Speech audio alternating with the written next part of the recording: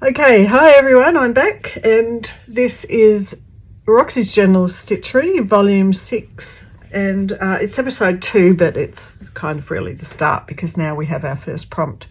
I'm actually thinking, what was I thinking? I started Junk Journal July, I started the postcard, jelly postcard play challenge that's on at the moment, and both of those are every day for the month, so I'm starting to think I took a little bit on, too much on, but we will give it a good go. I've got the heater fixed in here, so I'm raring to go. I can be out here for a lot longer.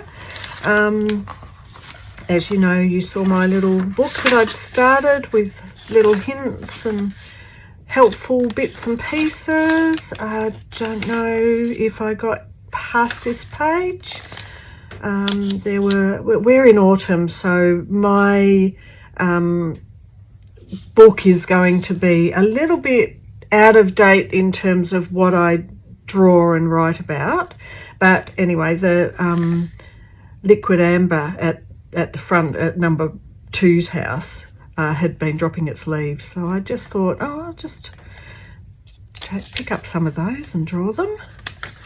And then I needed my tomatoes, I needed to pull them out, so I just did a little sketch and a little bit of a play with some, what were they? They were aqua watercolour pencils. Now, Liz used to call them aquarelles, and I always called them aquarels, so being a bit illiterate at times, I probably had that completely wrong. So let's just say watercolour pencils.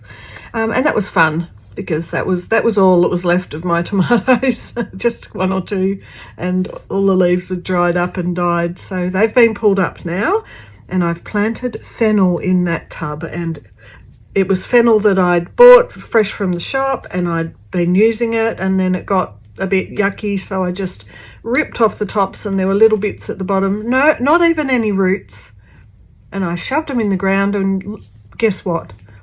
They're growing. I can't believe it, but it's fabulous. So I haven't done any more. I should have really been doing more, but I got distracted by making lots of jelly prints, which has been enormous fun. All right, I got a little tag from Rachel because I ordered a couple of things, so I'm going to show you that. Thank you so much from Rachel. Beautiful little card. I think I might use that in my junk journal. What I ordered, because of course, you know, the post to Australia is a little bit much, so I've ordered the long thin strips, bits and pieces, and I'm pretty sure I've probably got it on the cotton. I think I didn't want to be a cheapskate, but I think the cotton was just a bit cheaper than the linen. But they're beautiful little almost bookmark type of things, so I'll be using some of those. I specifically got these ones for the botanical journal, and you know, I just love these bits and pieces. It's so nice to get things like this on a material that you know, you can stitch on, or it just matches in rather than oh look, honestly, I don't mind putting paper in with material in my junk journals. I should go and get the very first one I did. I'm going to insert here a photo of all of the I've started at volume 1, so I have done every single volume. When I did volume 1, I thought, oh yeah, I'll do this and then I'll be doing other things. I had no idea I would still keep doing it, and that I would be here at volume 6 and thoroughly enjoying. I thought I'd enjoy it. I'll get my other book. Okay, so this is my volume 1. I've just realised I've completely gone off on a tangent because of Junk Journal July and the jelly print postcard challenge, talking about mixing material, stitching and paper into a junk journal. So I've got an embroidered cover, and I've got little pockets, and what I made was signatures in a traditional paper junk journal style.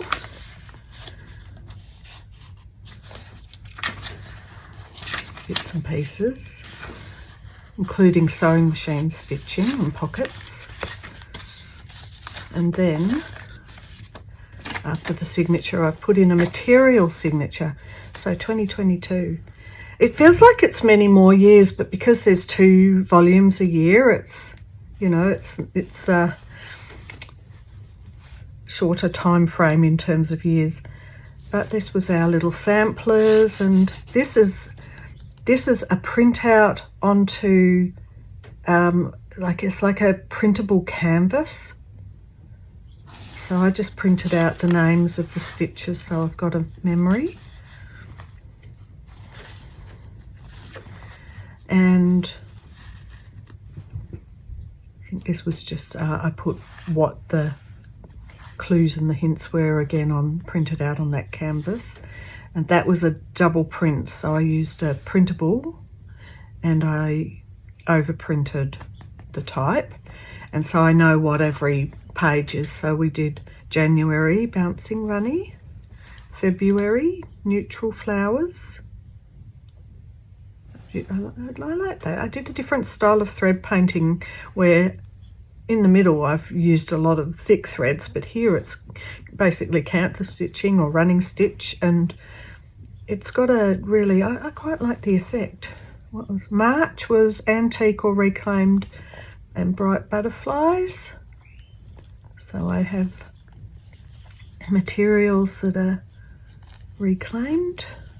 These are old sheets from the op shop, or no, that was from a friend, an old sheet they wanted me to take to the op shop, and people don't realise when they do that I bring it home and cut it all up. That doesn't matter. Okay, April was old quilt, country cottage. So I've got a bit of quilting in the background. Love that old quilt. And the country cottage with the flowers and the trees. Oh, that's pretty good, I reckon. May, favourite colour, beautiful birds. I was enjoying these sort of colours at the time. This is one of my favourite colours. It's not a hot pink, it's a sort of a little bit more blue in it. And I really like a kind of white with pale blue. And I was enjoying these greens and blues. So that was that. And these birds were off a set of cushion covers from the op shop. So that was fun. June, that was very bright. Hand-dyed lovely heart. So I think I was using Inktense and they came up so bright. Or it was acrylics. And it was way more rainbow and bright than I was expecting it, you know, compared to the rest of the book. But it didn't matter. And then I have put that signature in, and then what I've done is made a pocket with a bit of material, and that was the last page of the signature. And I've put some lace to sort of disguise the gap down the middle there, and got a lot of seed stitch in there. And I put another heart. And then I've got the junk journal paperwork stuff right at the back. This, I just should comment that I think this might have been a free printable from, I think, Raspberry Blue Sky. This is one of my old jelly print things.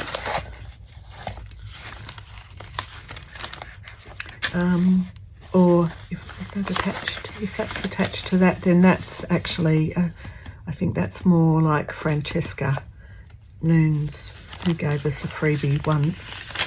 I like putting other people's freebies in because it really, it changes up the look of your own book, because what I might print out and what I might doodle and make as backgrounds, you know, this is quite old. I think I printed that when I was at uni, so it's just like a scrap, but I really like the texture of it. Anyway, it gives another thing, but I've gone right off on a tangent and away from what we're really meant to be doing, which is field notes. So this is the particular panel I got from Rachel. I'm thinking I was noticing that Rachel was just going, right, that's one page, that's one page. From the start, I'd been thinking I was just kind of going to be cutting them up. But 1, 2, 3, 4. See, some are a bit bigger than one panel. 5, 6, 7, 8, 9, 10. I've got a little bit of old, this is an old bit of skirt lining that I think I might use. So I haven't decided yet on, I was thinking, right, so we've got an index page, but we'll have 12 prompts because there's 4 seasons and there's 2 prompts a month. So I'm thinking there's 12 prompts. I was trying to work it out. We've got June, July, August, September, October. No, July, August, September, October, November, December is 6 months. Twice a month is 12. And I'm assuming the index page is the first prompt. All right. So there is enough here to do one whole big long running pull out.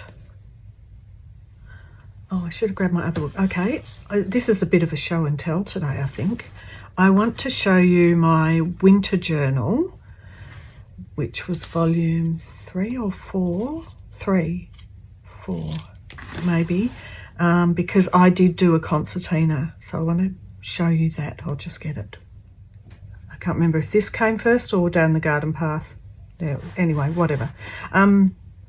Okay, so when we did it was either a Christmas or a winter journal. So I did winter because I love Christmas, but I'm not really a make lots of, I don't know, no, I'm not a Christmas decoration type of person. So what I've got, so this is how I did it. I've got an old book in under here, and I've done a largish sort of indigo dyed. So I was really loving the idea that a winter journal could be a lot of indigo dyed stuff. So I did a lot of indigo dyed stuff and then stitch pieces all together, made my own little personal name tag on the back, and then used it all to cover over the book. And then I've lined the book with more material. Now, I was watching Rachel starting with the first page at the top, and I started this one this way. I just had never done a concertina, so I thought I'd like to. I kind of started that way, and then I thought, no, because if you have your book and you open it out and you put it on display, I thought it would be like from left to right. This is number 1. So I did it the opposite way to what Rachel's going to be doing hers. She's going to be having page 1 at the top, which makes sense if she ends up putting it into a box and you pull it up and out. I think it also makes sense if you put it the opposite way, because I pictured this open and laid out on a table.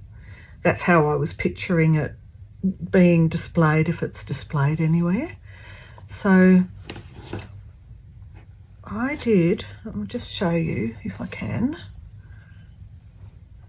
I had just a bit of old calico or sheeting for all my pages, and then what I did was each page I did separately as a separate page to then be stitched on and added to. But because mine is opening this way, this is the end. So mine pulls out. I made a little tag to pull it out. So this is the last one we did, the last prompt. Probably it was a bird or something. I can't remember. I haven't got a list of. I probably should do that. So mine pulls like this all the way out.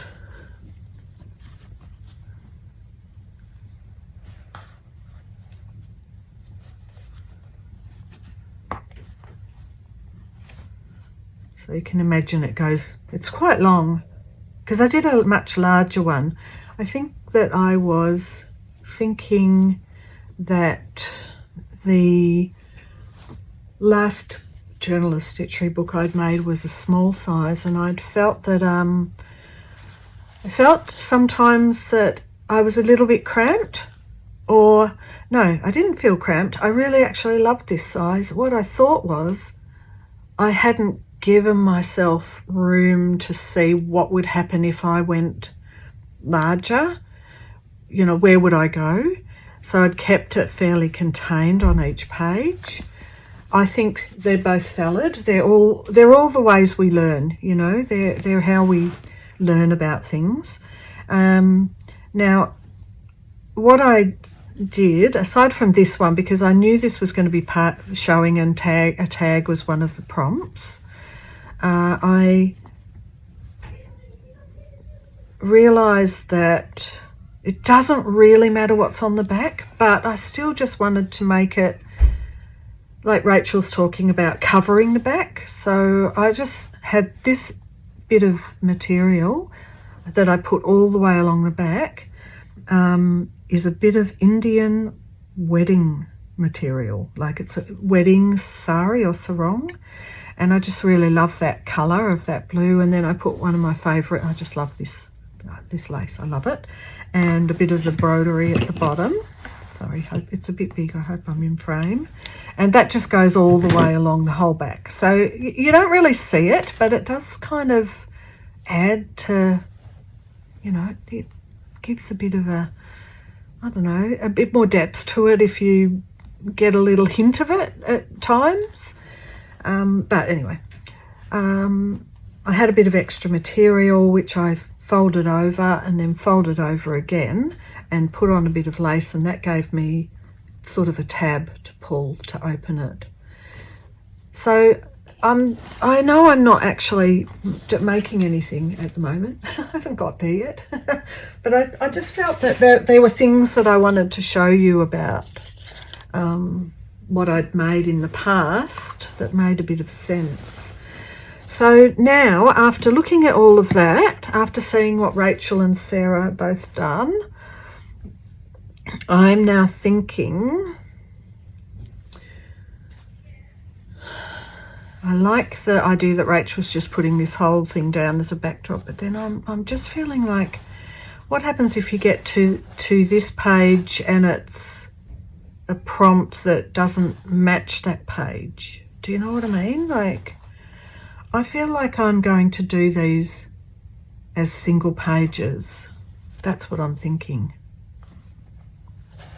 Even though these sort of still could work as, you know, that definitely can work as a front page. So I think what I need to do is probably stretch out on a table and have a cutting mat and work out what size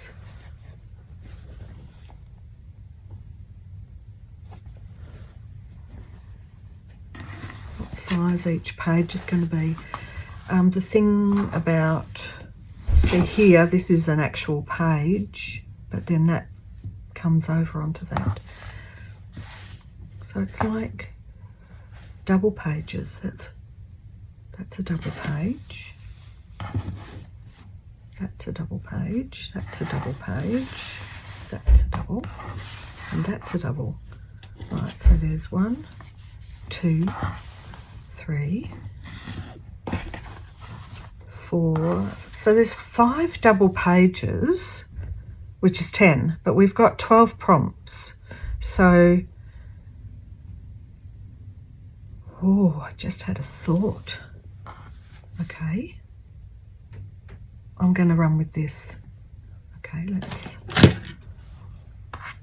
that's it. I've done it. I'm doing it. I'm cutting it. Now, is it going to rip exactly on the line? Yes. I think that my concertina book is going to be a longer, squatter one. That's what I'm thinking. And I think that I might back these onto here, but that's not going to be my base substrate. That's going to be, this is just going to make this a little bit more solid for embroidering on. Let me get the end of this, because I've got no idea what I want to do for my base or my top yet. But I do have a whole heap of cardboard that I can use to make the top and the bottom if it's a book form. It's a great idea from Rachel about maybe a box. Thinking I like that idea as well. After all the hoo-ha about whether I liked boxes or not last time, covering the box. All right, let's see. I'll give this a bit of a generous edge.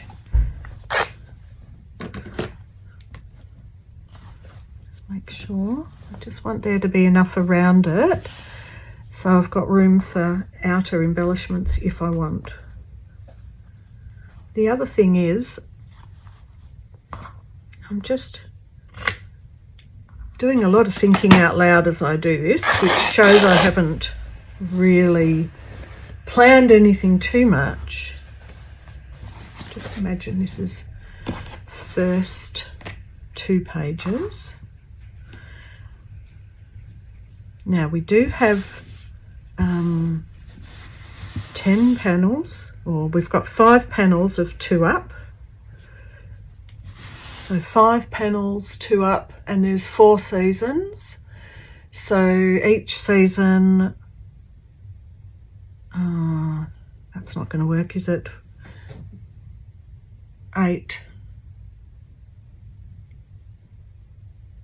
I think there's going to be 4 prompts per season. So 2, 4, 6, 8. I don't know. I'm going to probably get caught out here. I might have to do another order with Rachel if I can. Okay, so let me get an idea. Where's that other ruler gone? So I'm looking at something like 29, just to be generous, by say 20 centimetres. Where's a little bit of a little notepad. What was it? 20 centimetres by what? That was 20 by 29-ish. That's a rough estimate. 29 by 20. Could get a pen that worked. I'll just put that up there so I've got it, so I know.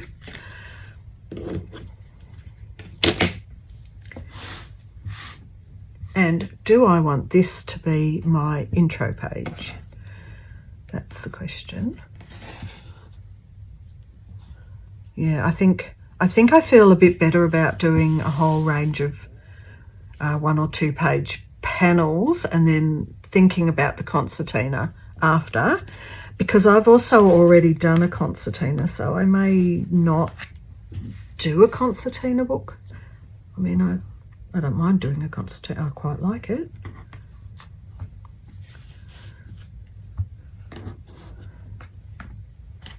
Okay. And is there anything in here that might kind of work in terms of this being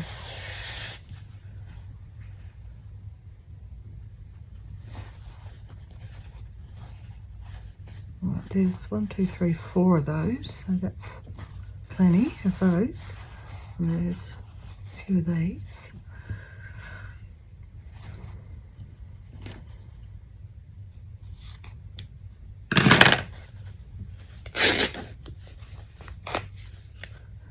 This is a salvage edge.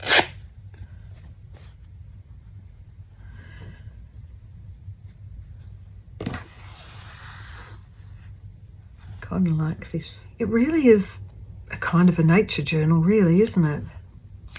It's field notes, but what are you doing? You're going out in the field and it's lots of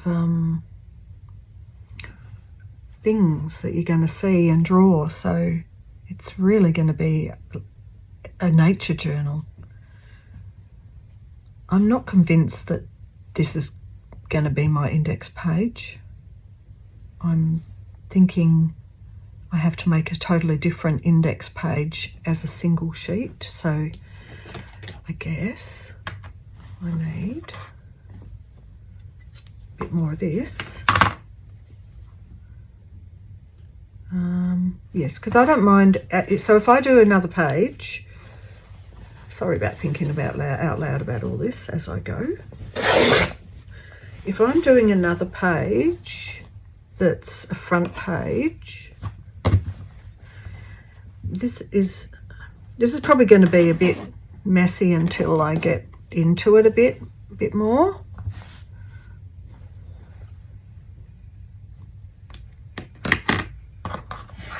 Halfway.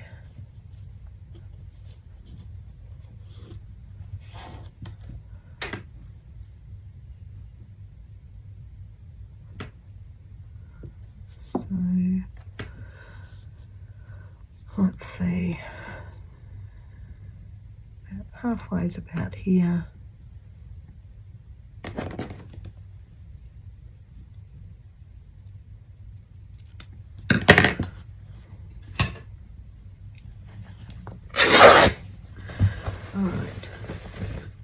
And this is quite thin cotton, so I'm going to be able to play around a little bit. So imagine, just going to fold this so so you can see. It's going to be like this would be page 1, and it'll be joined to that page. And I think I'll do a left to right this time and start it. I think I'll do similar to Rachel, where this is your front page and then you open it and you started.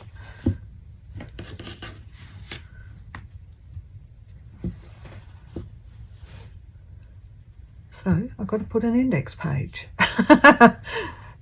What do I do? What do I do? I wish I'd have ordered 2 of these now. Because it's very handy to have it already ready to go as a backing.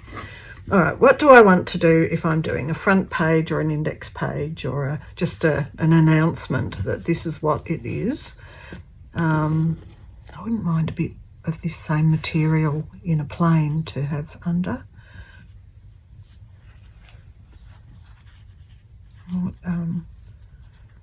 Maybe I'll be folding that. Put this down here a bit. I might also get my invisible pen and actually do the dimension, if that's what I'm doing. That's the dimension. It's about 14.5 by 20. Maybe needle turn that under. I feel like this is going to be a bit incomplete for quite a while. So something like that.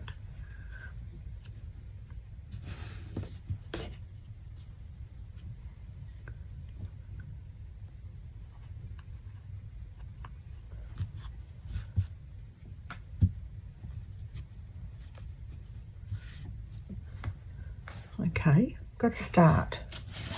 What else is on here?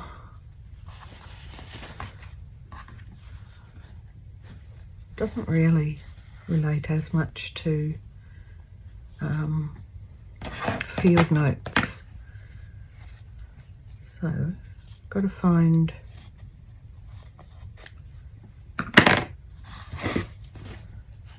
some way of making it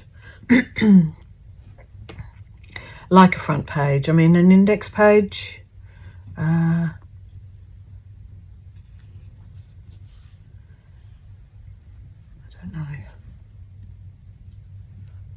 Either way, we can have fun.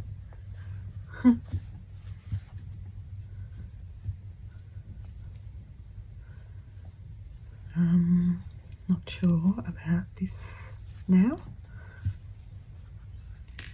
I mean, something needs to kind of bridge that gap, I feel. There. Move it down a little bit.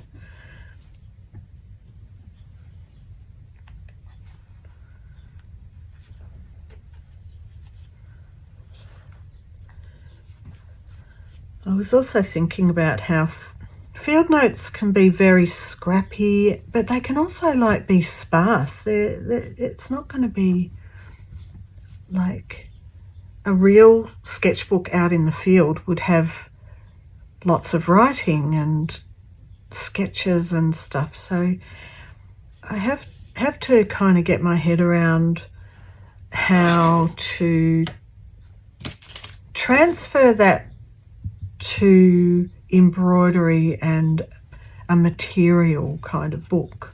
You know, it's a bit different. That's nice. So I haven't got any of my other little bits of doilies or laces or anything out, because I think, is there a needle here ready to go?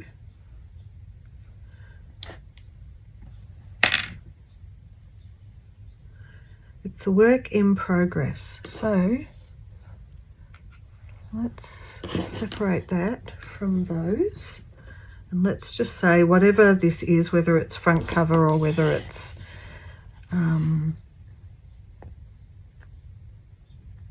don't know, I'm just thinking I don't necessarily want to stitch all that down and then want to put something here behind it. All right, don't stitch it yet, Christina. I think I should hunt out a few things. I can definitely stitch down that one. Okay, I'm happy to stitch down this one, this bit.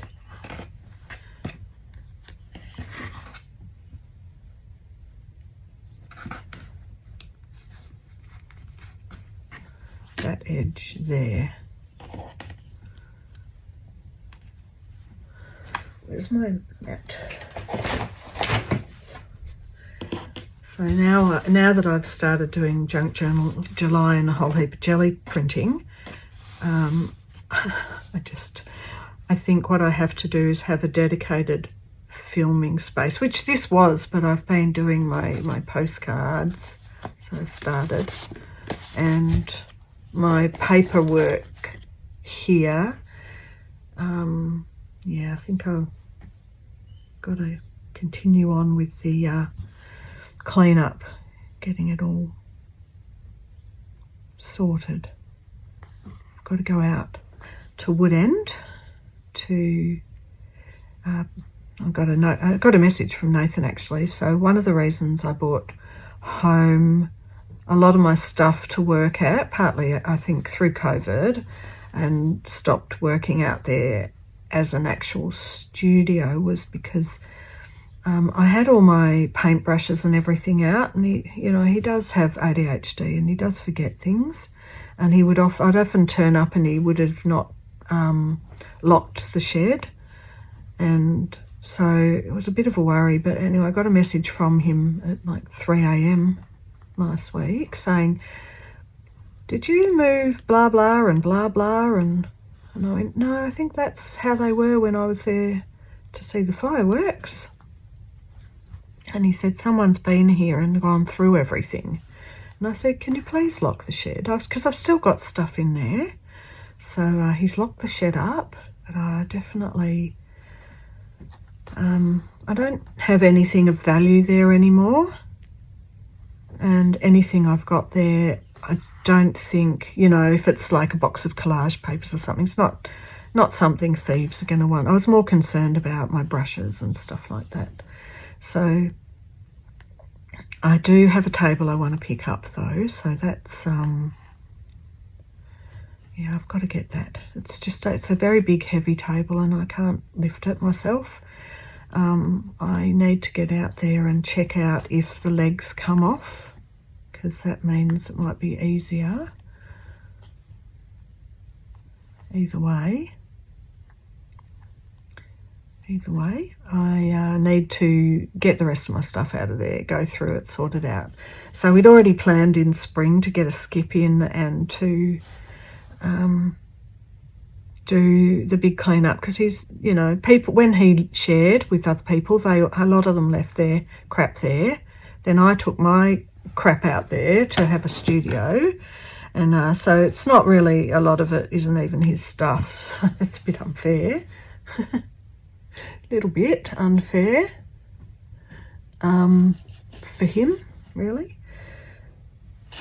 So we decided as soon as spring hits, because it's just too cold to do anything at the moment, we were going to get in and we were going to do a bit of a clean up in the shed, get a skip loaded up. Me go through the last of my stuff and work out what I am throwing out. Get it all sorted.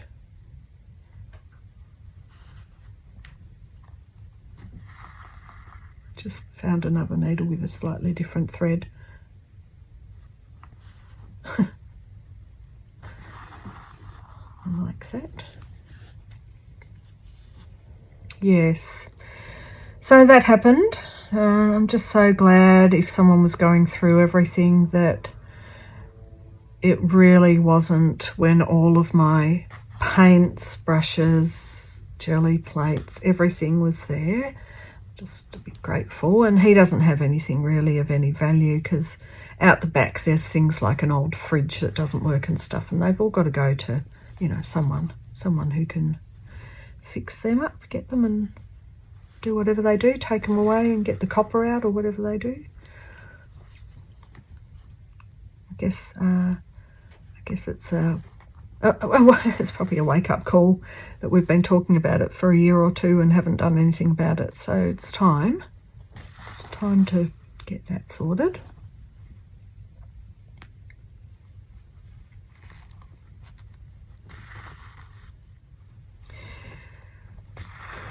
So how about an update on what Lily's doing while I'm stitching?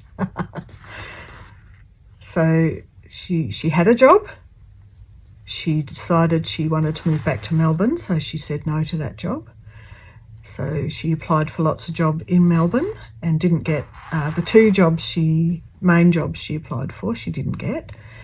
So she's coming down. I probably mentioned some of it before, but anyway, she's coming down to mind her sister's house while that's my eldest, Liz, while Liz is over in Paris and Florence, having a lovely time, having a big holiday with her partner.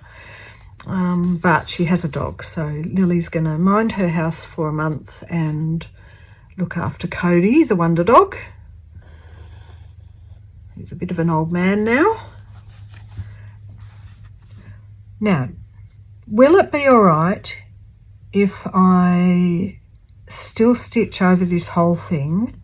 Because I'm now being a bit precious about the image. So let me do one bit and see what I think.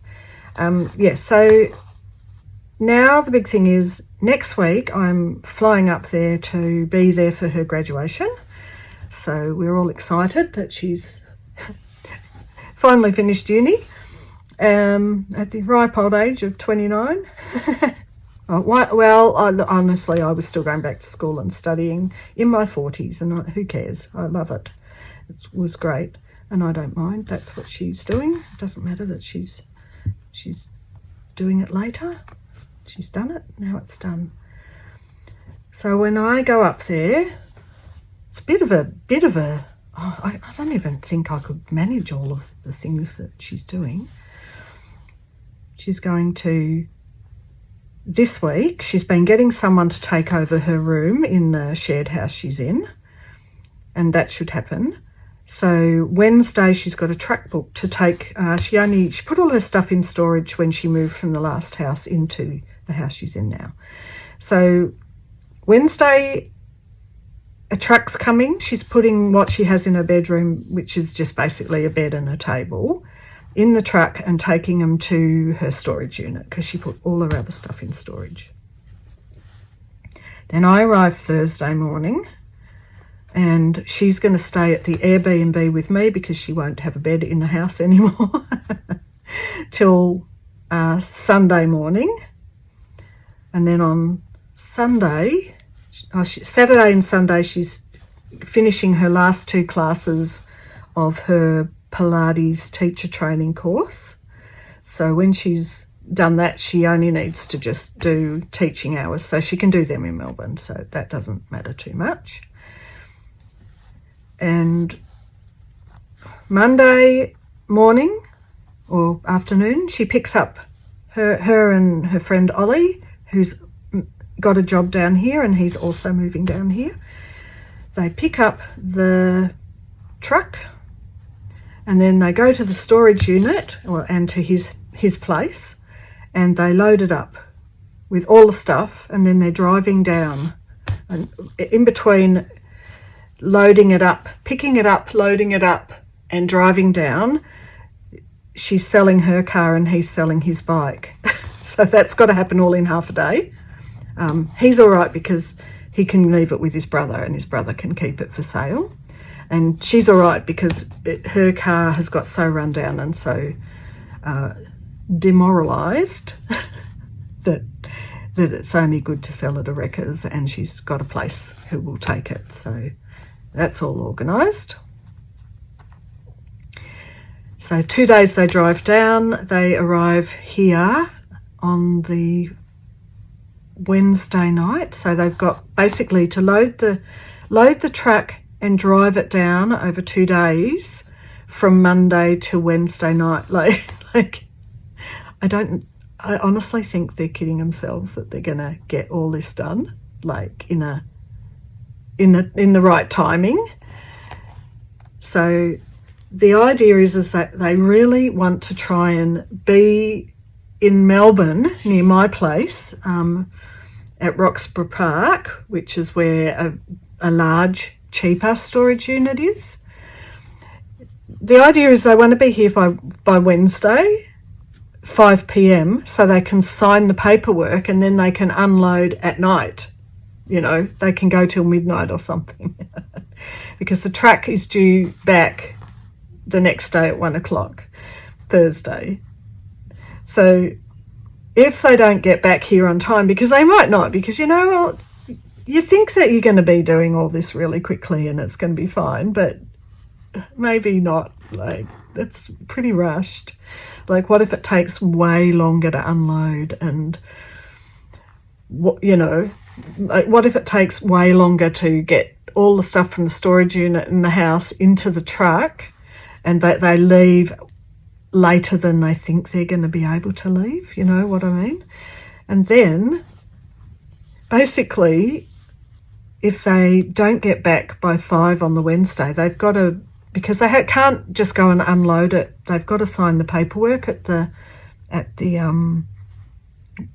storage place in Melbourne. So they can't go there then till 8 a.m. the next day, and then they would have to unload and get the truck back over to Epping, which from Roxburgh Park is maybe about a 40-minute drive.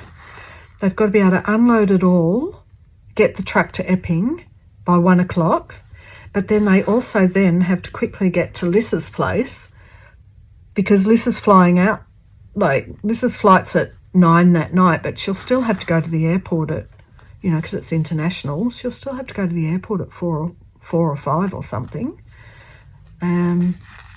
So I might be designated driver for a bit of helping on that front. But oh my goodness, I was just going, oh, these young people, Huss says, these young people, they can, you know, they can just, how do they do it? They just do it. They just go.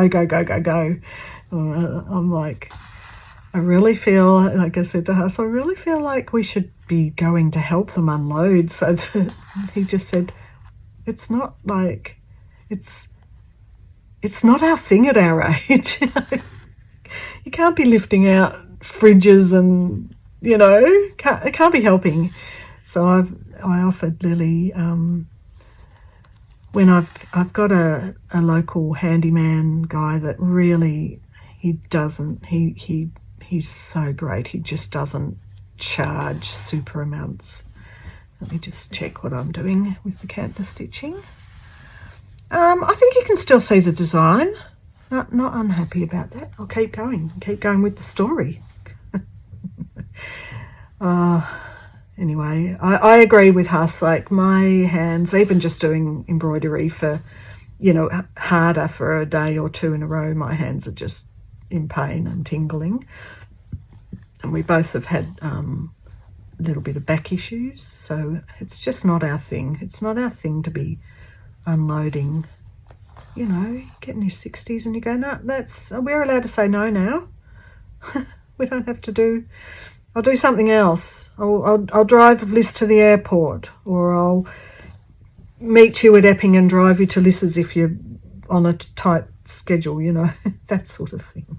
Anyway, I'm seeing Liz on the weekend, so I'll sort out a bit of stuff with her. Make it easy.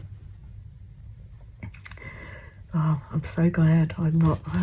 It puts the fear. I know that at some point I want to either downsize or move a bit further out, but I've still got my pet sitting. I've got another, I've probably got another year in me of pet sitting. Not sure though. Sometimes I think maybe I don't. I've had no pet sitting for a month or a month and a half. My next booking's not till August, which is kind of good because being as it's winter, it's a bit harder to do real early mornings. It's just cold, too cold, freezing. I'd rather put the heater on and be doing a bit of stitching or a bit of jelly plate or journaling or whatever. And if it's going to be that cold, it was 0 degrees. Oh, sorry, someone's probably watching that goes, oh, we have -20 where we are. But I don't know, 0 degrees Celsius or -3 it was the other day. It's still pretty cold. No one wants to go out in that. Let's just have a cup of tea and be cozy, I think. Anyway, that's the that's the next week or two. I think I'm sort of glad that she will have finished with the house and not be really behind when I get up there, because otherwise I'll feel obliged to help her pack and stuff. And I already did that when she moved up a year ago when she moved up there, or a year and a half, when she moved up to finish uni. She would be working and I'd go to her house and be packing boxes and washing her dishes and stuff. That's okay. Mums do that sort of thing. Yes, anyway, it's going to be full on, I think, for her and for her friend Ollie. Looking forward to going to the graduation ceremony and catching up with her friend Kate and Zach, who I haven't seen for a little while. I haven't seen Kate for a little while. Kate's been doing what's she been doing? She's been doing a Bachelor of Fine Arts or Visual Arts up at Queensland, and she's got a piece in the art gallery, so I'm looking forward to going and seeing her work, having a squiz through the art gallery. Oh, I tell you what, I'm actually just looking forward to it being warmer. Lily says it's freezing, and I said, no, it's not. It's 20. It's going to be 21 or 22 when I'm there. It's a bit different to it being like here, 10 to 14 degrees in the day. Have a little thaw out for a minute. I'm going to look forward to that. Anyway, I'm not thinking I'm doing much more on this, because I did take time looking at old journals, and I do want to have a little think now that I'm getting in the swing of it, about how, just a bit more about how we're going to be doing these. And I probably should give this an iron as well. What else I want to do on this page? Right, so I haven't got a massive amount done, but I've started. That's a good thing. Okay, so sorry I rambled a bit. I was getting all that out, sharing it all, getting it out off my chest. I hope you're enjoying it, and I hope you're all enjoying doing the projects yourselves. And thanks for being here. I really appreciate your company, and I will see you in the next one. Bye for now.